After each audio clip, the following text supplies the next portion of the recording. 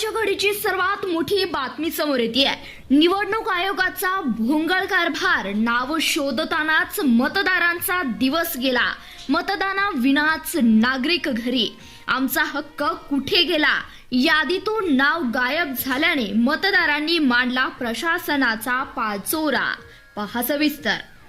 राज्यात आज मतदानाचा उत्साह असताना प्रशासनाच्या भोंगळ कारभाराचा एक अत्यंत धक्कादायक प्रकार समोर आलाय। अनेक दिवस ऑनलाईन पोर्टलमध्ये आपले नाव तपासणाऱ्या आणि तिथे नाव असलेल्या हजारो मतदारांची नावे प्रत्यक्ष मतदान केंद्रावरील यादीतून गायब झाल्याचा उघड झाला आहे।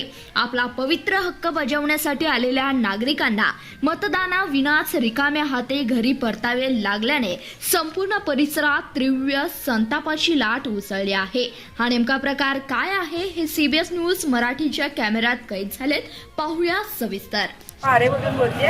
तर अगोदर आमची नावं दिसत होती इथे दिसला जिल्हा परिषदेचं हे पंचायत समितीचं मतदान आहे। ऑनलाईन अगोदर नावं दिसत होती पण आता काय दिसलं नावं दिसत नाही आहेत। तर मग कसं मतदान करायचं? आम्ही आमचं वोटर आय डी वगैरे सगळं आहे पण नाही। आता आपण या ठिकाणी जिल्हा परिषद व पंचायत समिती निवडणूक 2026 मध्ये पारे तालुका सांगोला जिल्हा सोलापूर येथे ही जी वोटर जी लोक आहेत त्यांची परिस्थिती अशी झाली की जी शासनाकडून जी याद्या आलेल्या आहेत त्याच्यामध्ये अनेक लोकांची नावं ह्याच्यामध्ये नाहीत, परंतु त्यांच्यापाशी वोटर आय डी आहे आणि आतमध्ये बूथ केंद्रामध्ये गेल्यानंतर अधिकारी सांगतात तुमचं इथं ऑनलाईन सापडत नाही। अशी परिस्थिती निर्माण झालेली आहे। त्यामुळं निवडणूक आयोगाचा गलतान कारभार यामुळं ही अशी कितीतरी लोक आज या मतदान जिल्हा परिषद व पंचायत समिती निवडणुकीमध्ये आपण मतदानाचा हक्क बजावण्यापासून तुम्ही आता वंचित झालाय अशी परिस्थिती आता निर्माण झाली। त्यामुळं निवडणूक आयोगानं याच्यावर सारासार विचार करावा आणि निवडणूक आयोगाचा आम्ही निषेध व्यक्त करतो पारे तालुका सांगोला जिल्हा सोलापूर येथून।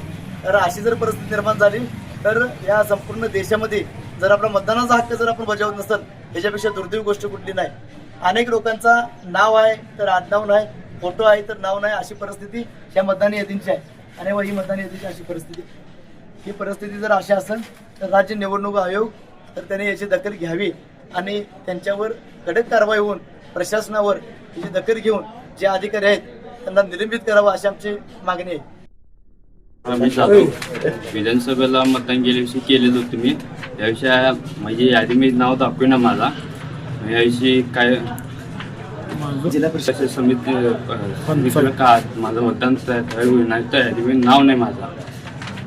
आता वोटर आय डी आहे पारे तालुका सांगोला जिल्हा सोलापूर येथे। तर ही यादी शासनानं जी पत्रवळी अशी परिस्थिती शासनाकडनं या यादीची परिस्थिती आहे आणि या यादीमध्ये त्या व्यक्तीचं नाव नाही, त्यामुळं मतदानापासून वंचित राहत आहे। निवडणूक आयोगाचा ही जी कारभार आहे त्यामुळं राज्य निवडणूक आयोगाने याची दखल घ्यावी आणि जर असा वंचित भारताचा नागरिक जर राहिला तर भारतात लोकशाही काही राहिली नाही असं म्हणायला काही वावगं ठरणार नाही। त्यामुळं शासनाने याची दखल घ्यावी, अशा वंचित लोकांना पर्याय मार्ग द्यावा।